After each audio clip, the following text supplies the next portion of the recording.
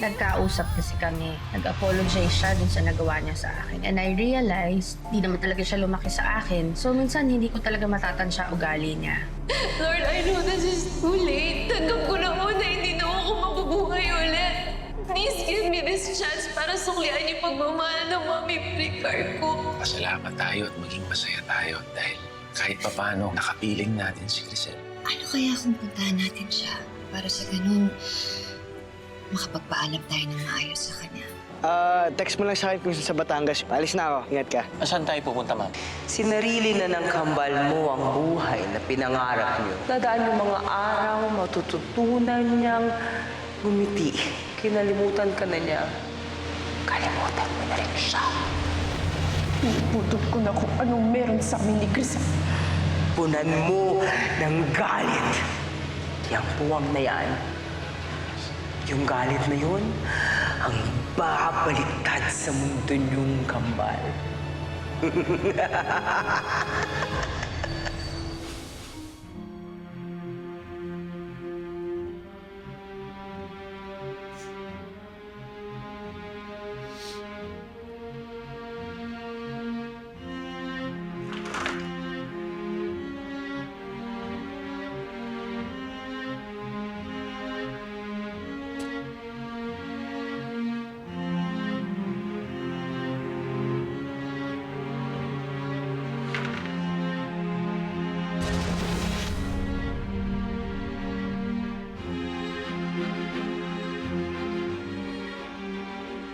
Sinusumpa ko! Sa harapan ng puntod ko! At sa lahat ng kaluluwang nandito!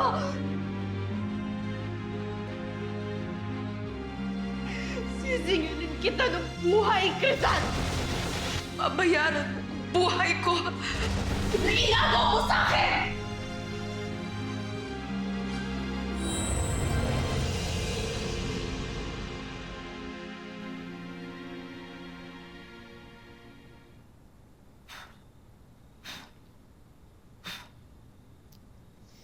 Sana talaga matahimik na yung kaluluwa ni Crisel.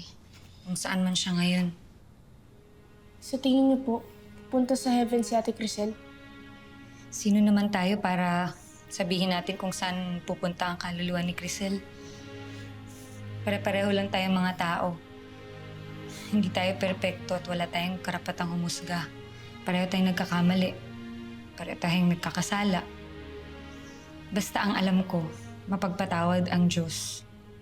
Humingi ka lang ng sorry at magsisi sa lahat ng mga kasalanan mo, maririnig ka niya.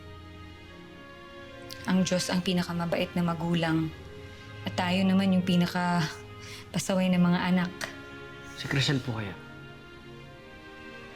Kaya niyo po bang tiisin ang sarili niyang kapatid? Mapapatawad niyo po ba si Crisan? Alam kong nalulungkot ka dahil nahihirapan si Crisan. Pero problema na nilang magkapatid yun. Sila na ang may alam kung paano nila aayusin yun. Hindi po ako alis sa tabi ni Crisel hanggat kailangan niya ako. Tutulungan siya makamove on. Maalam kong mabait na tao si Crisel. Karapat dapat siyang maging masaya kasama ang pamilya niya.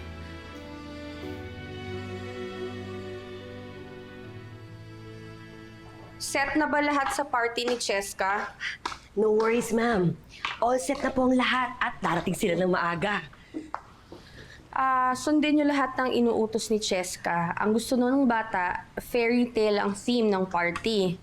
Ngayon, gusto ko maramdaman niya at matupad lahat ng dati niyang pinapangarap. So, ayusin niyo lahat ng gusto niya, ha? Yes, ma'am. Charan! And what is a fairy tale without the princess? Ganda. Nagustuhan mo ba, Madam Friend? Sana magustuhan ni Cheska. I want to see her smiling pag suot niya tong gown na to. Lahat ng kaya kong ibigay, gusto kong ibigay, lalo na't hindi ko na ibigay yun noon.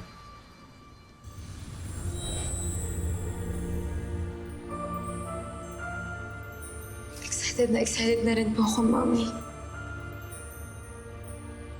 Pero may gusto po akong malaman niyo. Hindi po ako yung kasama niyo. Ma'am, nandito na po ang anak niyo. Anak, ready ng lahat para sa party mo. Ipapakilala kita sa mundo bilang anak ko at tagapagmana. Ready ka na rin ba? Ito na ang pagkakataong hinihintay mo. Yes po, Mami. Handang-handa na po ako.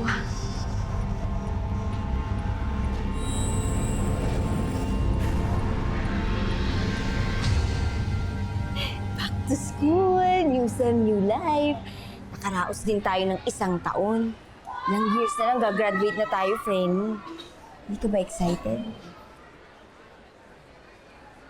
Mas masaya lang siguro kung nandito si Crisel.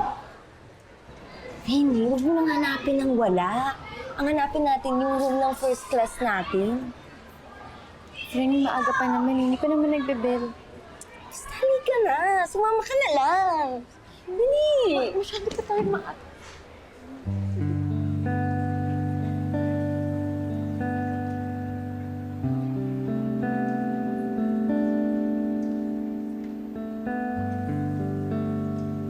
Hi, Crisan.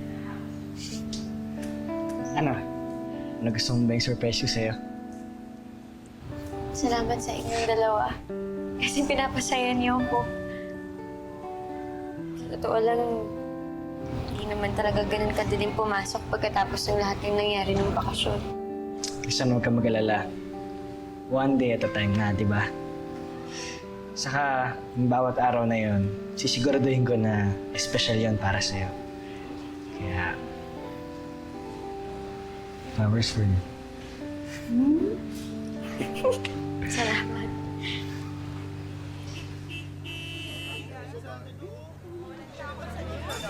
Teka, yung ingay. Parang may gulo ata.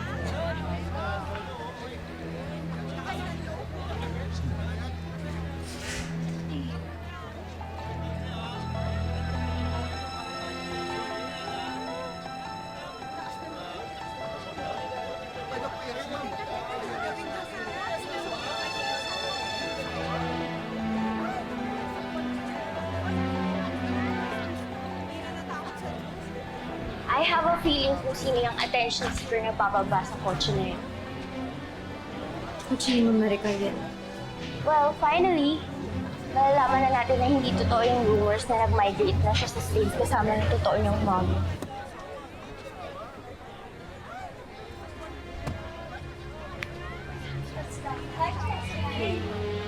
Crisan, mabuti pa siguro mag-alisa tayo. Masira lang yung araw mo. Mukhang magaling na rin yung mga sugat niya sa mukha, friend. Bakit kaya yung mga itsura niyo? Para naman kayo nakakita ng artista. Crisan, Namiss mo ba yung kapatid mo? Crisel? correction. Ex-stepsister. Yung tinuturing ko pa ang nanay si Geraldine. Pero ngayon, ang nahanap ko na, ang totoo kong nanay. Para natin kalimutan kasi na may connection tayo. Cheska, pwede bang huwag ka muna manggulo? First day ng school eh. Check, huwag kang mag-alala. Hindi na kayo yung dating palaaway na si Cheska. Sa totoo nga lang, gusto ko imbitahan sa party ko. Kasama ka, Crisan. Party? How about ni Cheska? Oo naman, syempre, matik na nakasama ka, Patricia. Kayo din. Yay! Welcome back, BFF! Diego, Cassandra, saan pumunta kayo, ha? May nakareserba ng upaan para sa inyo. Gusto ko na kasi maayos ang lahat ng to kung pagsimula tayo ng bago. Sige, una na ka. Tara.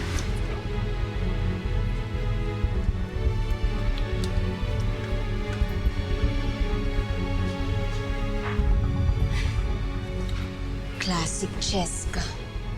Iimbitahin tayo sa party niya kasi may gagawin na namang masama sa atin. Lalo na sa'yo, friend. Kung seryosong gustong makipagbati ni Cheska, baka kailangan pumunta tayo kasi gusto ko na rin makipag-ayos kay Ma'am Maricar. Crisan, kung pupunta ka sa party, kasama ako. Siguraduhin ko na walang gagawin masama sa'yo si Cheska.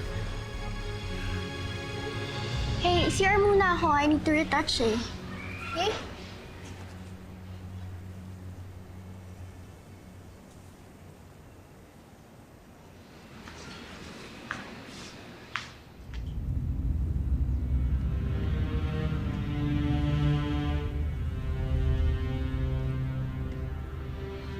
hindi ka talagang krisan ka!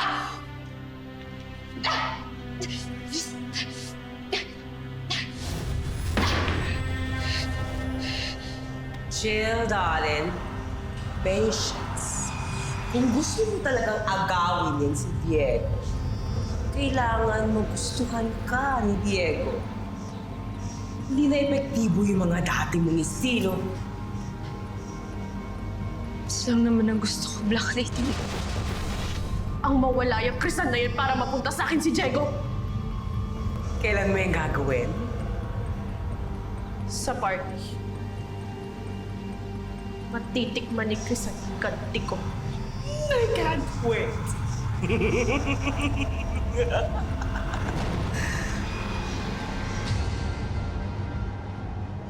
I'm happy that finally nakapag-reunite na kayo ng daughter mo. Oo nga po, Mr. Hernandez. I'm so excited to work kasi ngayon alam ko na kung saan mapupunta yung mga pinundar ko. Excuse me for a while, Sige, enjoy the party. Oh, Librada! I'm so happy you could join us. Ako, salamat sa'yo ha. Hindi dahil sa tulong mo, hindi mangyayari to. Masaya ako at nakatulong ako kahit papaano. Maricar, asan yung restroom? Ay, halika! Sasamahan na kita. Let's go. Mommy, you have to know the truth. Si Librada lang makakatulong sa akin. Hindi talaga magandang vibes ko dito sa party ni Cheska eh.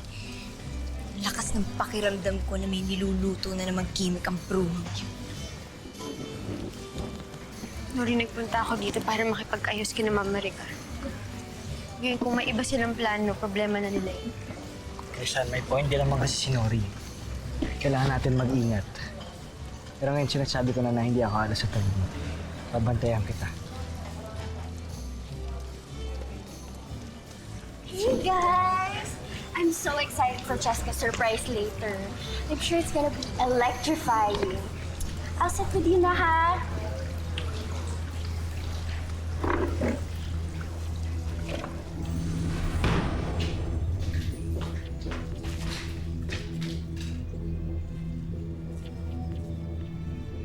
Sino ka? Alam kong may kaluluwa dito. Bakit mo ako sinusundan? Anong kailangan mo sa akin? Sorry, Librada. Pero kailangan ko muna hiramin yung katawan mo. Agad naman yung intentions ko for my mommy eh. Ikaw lang ang makakatulong sa akin, Librada. Sorry talaga.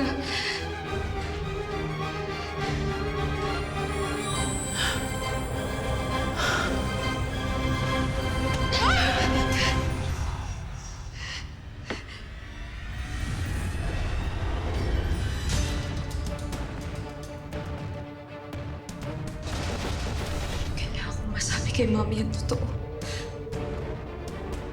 Hindi na ako papayag na lokohin pa siya ni Crisel.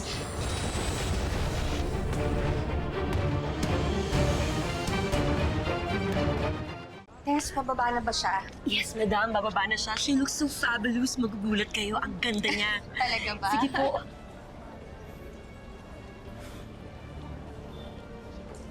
Mami, Oh, Librada, upo ka na. Mag-start na yung program. You can't introduce her. She's not your daughter. Ano bang sinasabi mo? Eh, di ba ikaw nga yung nagsabi sa akin na yung kaluluwa ni Cheska, eh, nasa katawan niya na? Madam Frank, I'm so happy for you. Eto na, magaganap na ang pinakahihintay natin. Oh, naku. At saka alam mo, idol kita. Dahil isa kang ulirang ina, hindi ka sumuko sa anak mo. Go! Thank you, friend. Madam Fred, galingan mo. Good evening, ladies and gentlemen. Thank you very much for sharing this very special moment in our lives. Alam niyo naman ho siguro, matagal na panahon kong hinintay ang araw na to. Akala ko nga hanggang panaginip na lamang at hindi na mangyayari. Ngayon, nakakasama ko na ang nag-iisa kong anak.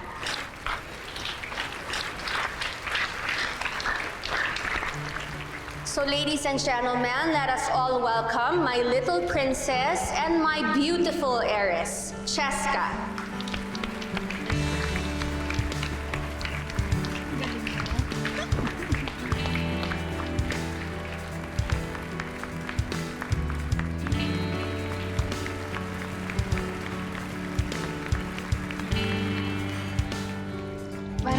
maraming salamat po sa lahat na nagpunta ngayon.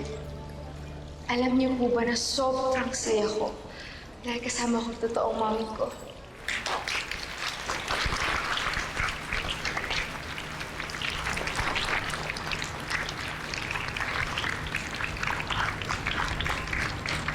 Bakit? Mami, kailangan mo maniwala sa akin. Ako si Cheska. Alam niyo ba na muntik nang hindi matuloy itong party na to? Gusto niyo malaman kung bakit? Dahil lang naman sa isang tao. At gusto ko siyang ipakilala sa inyong lahat. Siya si Crisano. Si Crisano at ang pamilya niya ang dahilan kung bakit hindi ko agad nakasama ang totoo kong mama.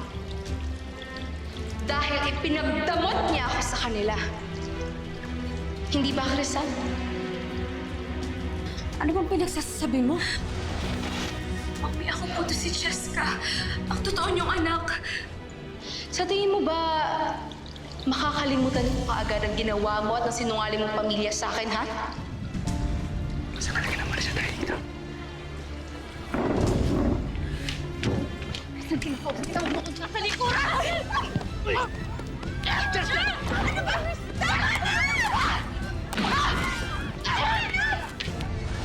Hindi kailangan mo maniwala sa akin.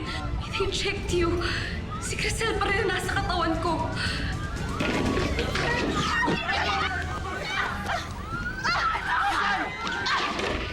Dinala nila ako sa kadiliman pero bumalik ako para sa'yo. Mami, please maniwala ka. Ako to si Cheska, ang totoo mong anak. Mawala ka na!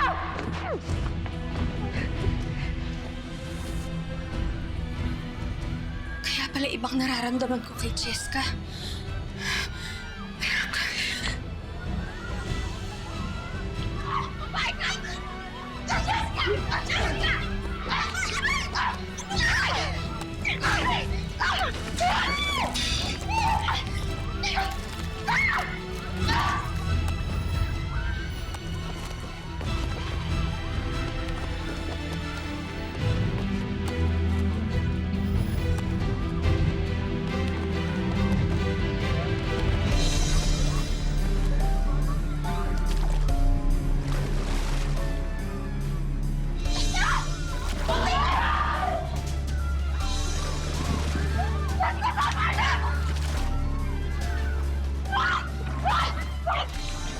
Walang lang Crisel yan? Napakawalang yan niya! Sana siya kasi, Cheska! Halika na po! Tapo natin sila! Bakit kayo po? Umalis ka sa party ng anak ko, impostora!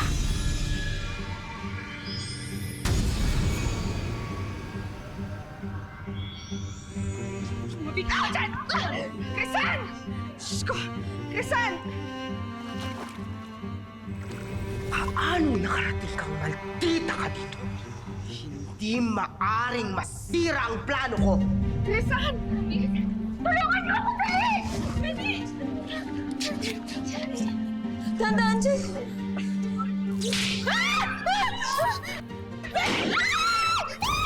Hindi maaring masira ang plano ko!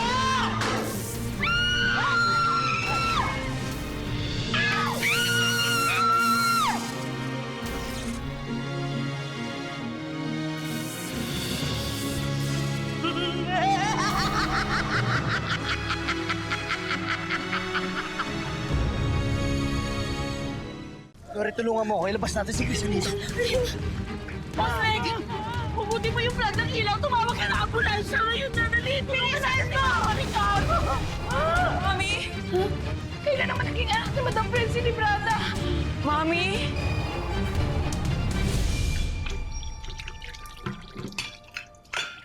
Ano? Jardine, hayaan na lang natin yung maid gumawa niyan. Para makaakit na tayo. Hindi na okay lang. Gusto ko din na meron akong ginagawa dito sa bahay. Bait-bait talaga ng misis ko, ha? Hindi lang mabait. Napakaganda pa. Saka napaka-thoughtful. Kaya napaka-perfect ang swerte ko talaga.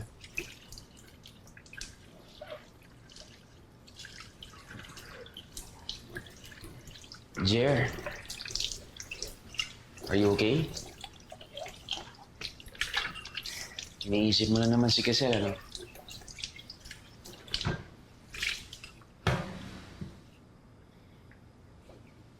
Pati si Crisan. Iniisip ko lang na hindi tama na kay Crisan ko ina-unload lahat ng mga frustrations ko kay Crisel. Siya na lang ang nag-iisang anak natin. Hindi ko kakayanin kung pati siya mawawala sa atin. Buti na lang, nag-aayos na kayo. Alam mo, gumaan yung pakiramdam ko kasi mabilis na akong napatawad eh.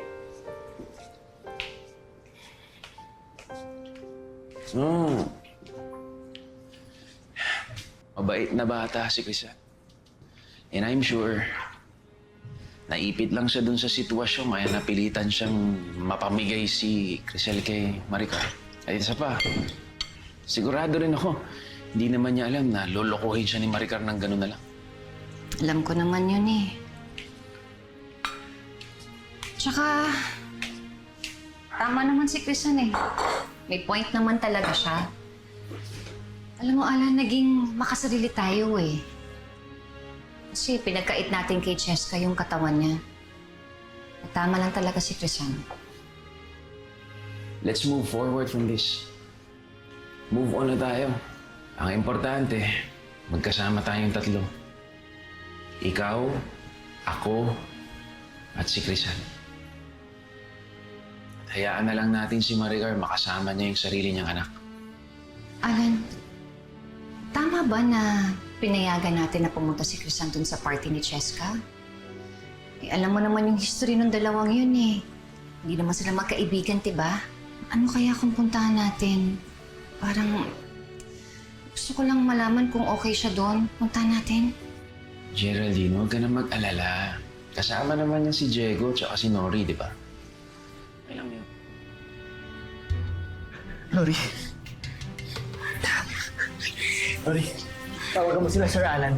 Please. Sige. Punta ako si Percy.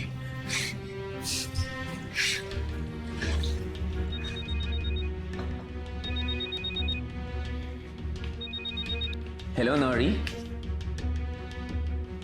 Ano? Ha? O sige, papunta na kami dyan. Bakit? Ano nangyari? Sa party. Si Crisan. Na-aksidente. Tara na. Ano? Halika na! Sai, yung pinto ha, pakilak! Diego, papunta na lang dito si Sir Alan. Crisan. Rennie? Crisan. Crisan. Rennie! Rennie, magising ka na. Alika, pumunta na yung ospital para mapatingnan kita. Sir Alan, ano nangyari? Minarla ka na naman ng bruhang Cheska ngayon. Buti nga pinagtanggol ka ni Ma'am Maricar eh. Nasaan si Ma'am Maricar? Kailangan ko magpasalamat sa kanya. Nasaan siya?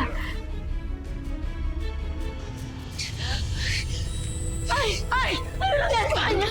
Ako, ni Prada! Ano ka nakawala? Kasalanan niyo ang lahat ng to! Tinatay niyo ang mami ko yung murderers!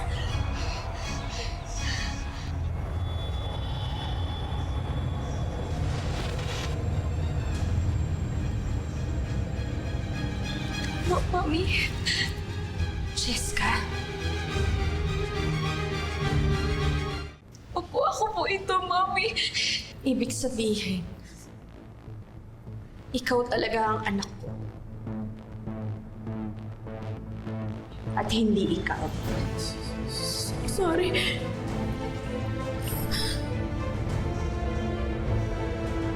Sinasabi ko na nga ba mangyayari to eh. Sa tuwing magkasama na lang si Cheska at si Crisan, palagi na lang may nangyayaring masama. Bakit kasi pinayagan pa natin si Crisan na pumunta dun sa party? Alam mo, Geraldine, ipagdasal na lang natin na okay lang si Crisan.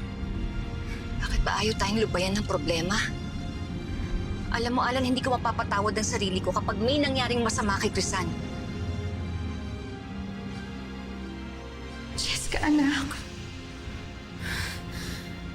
Magsama na rin tayo sa wakas. Ganun naman po yung gusto ko, Mami. Blah, blah, blah, blah, blah, blah, blah. Okay, so now you got what you wanted. You are now together. Yun na lang, mga multo na. Pero sisiguraduhin ko na hindi na kayo maghihiwalay. Sa impyerno! Sino ka? Sa kanya masama siya. She kept me away from you. Alam mo, bakit ka sa akin kayo, hindi kita papabayaan. Mahal na mahal kita.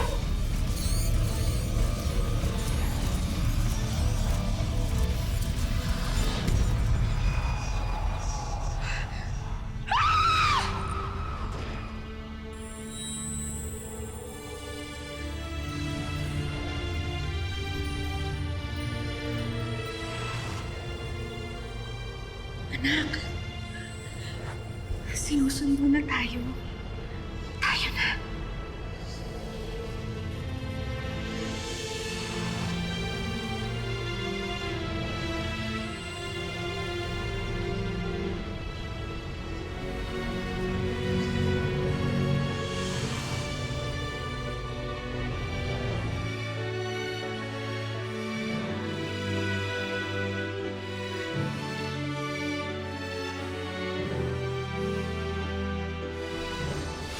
Kailangan mo lang pirmahan and all of Maricar's properties and assets ay mapupunta na sa'yo. Kahit mag-shopping ka araw-araw, hindi mauubos ang pera ng nanay mo. Masamang-masama pa rin ang loob niya sa atin. I'm still her mother. Alam ko na kailangan niya ng isang ina.